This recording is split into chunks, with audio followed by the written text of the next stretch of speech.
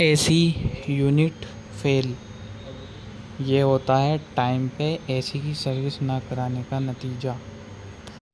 ये गाड़ी हमारे पास आई है, कस्टमर का कहना है एसी कूलिंग करता है लेकिन खड़ी गाड़ी में कूलिंग नहीं करता। हमने जब इसमें डायग्नोस किया तो इसमें हमें कालक मिली, जिसे हम ब्लैकनेस बोलते। ये देखिए, इसका पूरा कंप्रेसर कंडेंसर सब चेंज होएगा, और इसकी चेंज होने की वजह सिर्फ बहुत हल्की सी वजह है, टाइम पे एसी की सर्विस ना होना।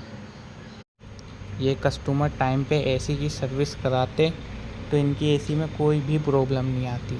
ये पहली बार गाड़ी सर्विस की दुकान पर लाए हैं।